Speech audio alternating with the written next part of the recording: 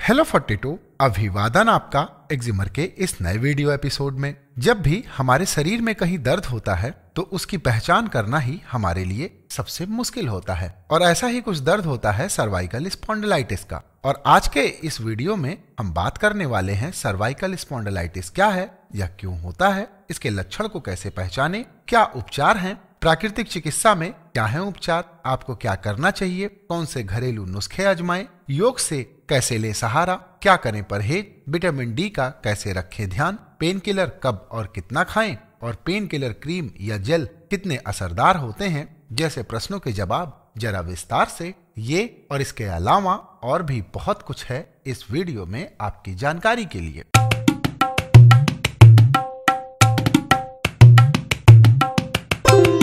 और आज का यह वीडियो बना है अयाज भाई और उनकी अहले खाना की रिक्वेस्ट पर। अयाज भाई सूरत गुजरात के रहने वाले हैं। और आइए अब बात शुरू करते हैं। सर्वाइकल स्पॉन्डिलाइटिस क्या है? दरअसल हमारे गर्दन में 7 छोटी छोटी हड्डियां होती हैं, जिनकी मदद से ही हम गर्दन को जैसा चाहें घुमाते और झुकाते हैं। लेकिन जब हम गर्दन की क्रियाविधि में किसी तरह का अवरोध डालते हुए कंधों को बेवजह झुकाकर बैठते हैं, या लेटकर टीवी देखते हैं, या आगे की ओर झुककर बैठते हैं, तो यह रोग पैदा होने लगता है। सोने की गलत आदतें इसका बड़ा कारण है। सिर के नीचे तकिया लगाकर लगातार सोने रहने की आदत भी इसका बड़ा कारण है। शारीरिक श्रम और योगाभ्यास जैसी जरूरी चीजों से दूर हो जाना, और ज्यादा वक्त टीवी और कंप्यूटर के सामने बैठकर गलत तरीके से गर्दन को रखकर कार्य करना आदि इस गंभीर बीमारी को जन्म देता है, जिसे सर्वाइकल स्पॉन्डिलाइटिस कहते हैं। यह बीमारी ज्यादातर 40 से अधिक उम्र वाले लोगों को होती है। आंख और गर्दन पर अधिक जोर देने वालों को भी यह बीमारी होने की आशंका अधिक होती है। और आइए अब जानते हैं कि क्यों होती है सर्वाइकल स्पॉन्डिलाइटिस। दरअसल गलत आदतों के कारण हमारी सामान्य जीवन शैली असंतुलित होती है। अस्थियों के मध्य जगह कम होने लगती है, जिससे ये आपस में हड्डियों के रगड़ खाने की वजह से उनमें क्षरण होने लगता है। पहले यह समस्या कंधे के नीचे पैदा होती है और धीरे धीरे नजरअंदाज करने के कारण यह कंधों तक फैल जाती है। और आइए अब जानते हैं कि इसके लक्षण क्या हैं। गर्दन में धीरे धीरे दर्द महसूस होता है। दर्द लगातार बढ़ता जाता है। काम में कई बार मन जबरन लगाना पड़ता है। आपकी कार्य क्षमता में भी कमी महसूस होती है। स्वभाव लगातार चिड़चिड़ा होता जाता है। तनाव और चिंता लगातार बढ़ती जाती है। हाथों में कमजोरी का भी एहसास होता है और गर्दन और हाथों में झंझनाहट महसूस होती है। और ऐसे ही कुछ लक्षण होते हैं सर्वाइकल स्पॉन्डिलाइटिस के। पर इसका उपचार क्या है, आइए अब ये जानते हैं। दरअसल इस बीमारी का इलाज होम्योपैथिक, प्राकृतिक चिकित्सा और योग ध्यान के जरिए कारगर ढंग से हो सकता है। इसलिए जैसे ही इस बीमारी के कुछ लक्षण दिखाई पड़ने लगे, उपचार शुरू कर देना चाहिए। जैसे ही सर्वाइकल के लक्षण दिखें, तुरंत विशेषज्ञ डॉक्टर से संपर्क करें। अच्छा तो यही होगा कि जीवन शैली को दुरुस्त करें और संतुलित आहार लें, ताकि इसका सामना ही न करना पड़े। और अगर आपको सर्वाइकल की प्रॉब्लम हो गई है तो क्या करना चाहिए प्राकृतिक तौर पर, आइए अब ये जानते हैं। गर्मी में 12 ग्लास और जाड़े में 7 ग्लास पानी जरूर पिएं। गर्दन की गर्म और ठंडी सिकाई करें। बर्फ के टुकड़े से गर्दन को सेकें। सुबह 2 से 3 लहसुन की कलियों का जल के साथ सेवन करें। और दर्द वाली जगह पर तेल की मालिश से भी इस परेशानी में राहत मिल जाती है। एनिमा का प्रयोग करें, क्योंकि सर्वाइकल के बढ़ने का कारण कब्ज और गैस भी हो सकते हैं। इसलिए कब्ज और गैस से छुटकारा पाने के लिए 2 दिन छोड़कर बाकी दिन एनिमा जरूर लेते रहें। सुबह सूरज निकलते वक्त लहसुन के तेल से गर्दन की मालिश करना ना भूलें। और आइए अब बात करते हैं कि सर्वाइकल की प्रॉब्लम में आपको क्या करना चाहिए। आपको आहार पर विशेष ध्यान देना चाहिए। ताजी हरी और पत्तेदार सब्जियां इस समस्या में बहुत फायदेमंद होती हैं। पालक, गाजर और चुकंदर का रस बहुत ही फायदेमंद होता है। चट्टानी नमक यानी सेंधा नमक डालकर नींबू का रस, ओमेगा 3, विटामिन ई से युक्त आहार का सेवन करना चाहिए। और इस समस्या में जांच भी जरूरी है। सर्वाइकल के लक्षण मालूम होते ही कैल्शियम, आयरन आदि की जांच करानी चाहिए। अगर पैर में सूजन है तो यूरिक एसिड, हीमोग्लोबिन और मांसपेशियों की भी जांच कराएं। अगर डायबिटीज, हाई ब्लड प्रेशर, हृदयघात और झंझनाहट की बीमारियों के लक्षण दिखाई पड़ रहे हैं तो रक्त की पूरी जांच और एक्सरे अवश्य कराएं। जांच सही जगह से कराएं। इसके अलावा सुबह 8 बजे तक नाश्ता, दोपहर 2 बजे तक खाना और शाम को 5 बजे नाश्ता और रात में 8 बजे तक खाना जरूर खा लें। मौसम के अनुसार कपड़े के इस्तेमाल पर गंभीरता से ध्यान दें। सोते वक्त पैरों और हाथों को सीधा करके लेटें। इसके अलावा आप कुछ घरेलू नुस्खे भी आजमा सकते हैं, जैसे महिलाएं सुबह शाम शतावरी की 1 टैबलेट लें। वैसे तो किसी भी उम्र में आप इसे ले सकते हैं, लेकिन मेनोपॉज के बाद आपको इसे जरूर लेना चाहिए। इसके अलावा रोजाना 1 चम्मच मेथी दाना भिगोकर खाएं। मेथी दर्द निवारक है और हड्डियों के लिए अच्छी है। 1 कप गुनगुने दूध में 1 चम्मच हल्दी डालकर पिएं। रोजाना 1 चम्मच बादाम का तेल यानी बादाम रोगन 1 कप दूध में डालकर पिएं। किसी भी तरह के दर्द से निपटने के लिए 1 गिलास गाय के गुनगुने दूध में 1 छोटी चम्मच हल्दी और गाय के घी की 5 बूंदें मिलाकर रोज रात नियमित रूप से सेवन से आपको फायदा होगा। सोयाबीन, अंडे का पीला हिस्सा, फ्लैक्स सीड्स यानी अलसी और सफेद तिल और आंवले का सेवन लाभकारी होता है। आप अलसी और सफेद तिल को भूनकर रोज सुबह 2 चम्मच खाली पेट अगर आप सेवन करते हैं तो इससे आपको काफी फायदा होगा। रात में खाना खाने के करीब आधे घंटे बाद आधा ग्लास गुनगुना पानी पीने से भी आपको लाभ होता है।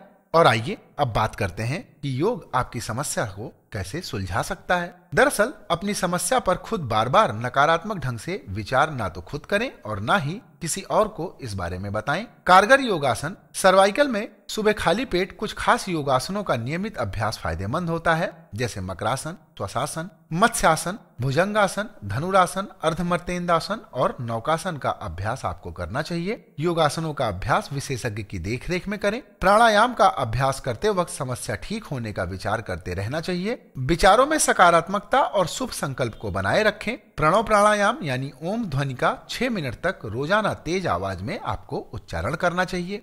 और आइए अब बात करते हैं कि सर्वाइकल की प्रॉब्लम में आपको किन चीजों का परहेज करना चाहिए। आपको तली भुनी चीजें, मांस, अंडा, शराब, कोल्ड ड्रिंक, मैदे से बनी चीजें, अधिक नमक और मीठी वस्तुओं का सेवन नहीं करना चाहिए। मोटापा कम करने या मोटा होने के लिए दवाइयों का इस्तेमाल ना करें। टीवी देखना कम करें। लड़ाई झगड़े से भी बचें और इससे संबंधित तनाव भी ना पालें। आदतों के अनुसार नहीं बल्कि डॉक्टर की सलाह के अनुसार ही आप अपना भोजन करें। और आइए अब जानते हैं कि विटामिन डी का आपको कैसे रखना है ख्याल। किसी भी शख्स को महीने में 60,000 यूनिट विटामिन डी की जरूरत होती है। इसलिए महीने में 4-5 दिन और साल में औसतन 45 से 50 दिन करीब 80% शरीर खुला रखें। 45 मिनट के लिए धूप में बैठें और ऐसा करना अगर मुमकिन न हो तो 25-30 साल की उम्र के बाद हर महीने 60,000 यूनिट का एक विटामिन डी का सैसे लेना चाहिए। विटामिन डी के अलावा कैल्शियम भी हड्डियों के लिए बहुत जरूरी है। कैल्शियम तभी शरीर में एब्जॉर्ब हो पाता है जब विटामिन डी का लेवल सही हो, यानी अगर विटामिन डी कम है तो कैल्शियम शरीर सोख ही नहीं पाएगा और हड्डियां कमजोर हो जाएंगी। शरीर को कैल्शियम अगर पूरा नहीं मिलता तो वह हड्डियों में मौजूद कैल्शियम को इस्तेमाल करना शुरू कर देता है, फिर हड्डियों में दर्द होने लगता है। शरीर में कैल्शियम का लेवल 8.8 से 10.6 mg/dl होना चाहिए। इसके लिए रोजाना 500 mg यानी 0.5 ग्राम कैल्शियम लेने की जरूरत होती है। कैल्शियम से भरपूर डाइट यानी दूध और दूध से बनी चीजें, हरी पत्तेदार सब्जियां और ड्राई फ्रूट्स लेने से यह जरूरत काफी हद तक पूरी हो जाती है। उम्र बढ़ने के साथ खासकर महिलाओं में कैल्शियम सप्लीमेंट या टेबलेट लेने की जरूरत पड़ती है, पर आपको ध्यान रखना चाहिए कि कैल्शियम सप्लीमेंट्स या टेबलेट्स खुद ना खरीदें जब तक आपके डॉक्टर इसको खाने की सलाह नहीं देते। और आइए अब बात करते हैं पेन किलर कब और कितना खाएं। आमतौर पर किसी भी दर्द को खत्म करने के लिए हम पेन किलर ले लेते हैं, लेकिन यह सही तरीका नहीं होता। ऐसा करने से दर्द सिर्फ दब जाता है, खत्म नहीं होता। बहुत दर्द हो तो पैरासीटामोल 500 mg जो कि क्रोसिनाद के नाम से बाजार में मिलती है, आप उसे खा सकते हैं क्योंकि यह सबसे सेफ है। जरूरत लगने पर 6 घंटे में दोबारा भी आप इसे दोहरा सकते हैं। एक दिन में 2 ग्राम तक क्रोसिन लेना सेफ होता है, लेकिन 2-3 दिन तक अगर आराम ना आए तो डॉक्टर को दिखाएं। दूसरी कोई पेन किलर लेने से बचें क्योंकि उनका साइड इफेक्ट होता है। वैसे भी साल में 12 से ज्यादा पेन किलर नहीं लेना चाहिए, वरना किडनी पर बुरा असर पड़ सकता है।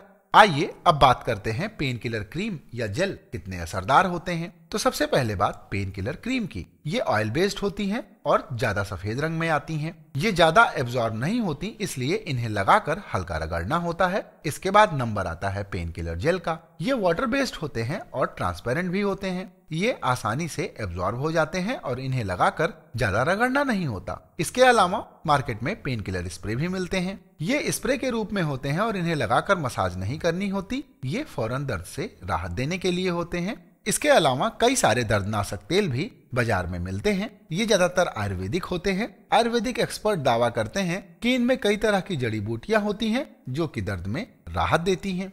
और आइए अब जानते हैं कि कि ये सारी चीजें कितनी फायदेमंद होती हैं। फौरी राहत के लिए आप पेन किलर जेल जैसे वॉलिनी या मूव लगाकर हल्की मसाज कर सकते हैं। ज्यादा नहीं रगड़ना चाहिए वरना जलन बढ़ जाएगी। जेल या क्रीम लगाकर किसी कपड़े से ढक दें ताकि गर्मी मिले। इनसे फौरी राहत जरूर मिलती है, लेकिन ये परमानेंट इलाज नहीं है, या आपको समझना चाहिए। वैसे भी मसाज करने से उस हिस्से की नसें रिलैक्स होती हैं। ऐसे में किसी भी आम तेल से हल्के हाथ से भी आप मालिश कर सकते हैं। तो आज के इस वीडियो में बस यहीं तक, और हमें उम्मीद है कि इस वीडियो में बताई गई जानकारी आपको सर्वाइकल स्पॉन्डिलाइटिस से लड़ने में मददगार साबित होगी। इस विषय से संबंधित आपकी प्रतिक्रियाओं का इंतजार रहेगा। कमेंट कीजिएगा, और अगर आपको यह वीडियो अच्छा लगा हो तो किसी को शेयर भी जरूर कीजिएगा। वीडियो देखने के लिए आपका धन्यवाद। नमस्कार।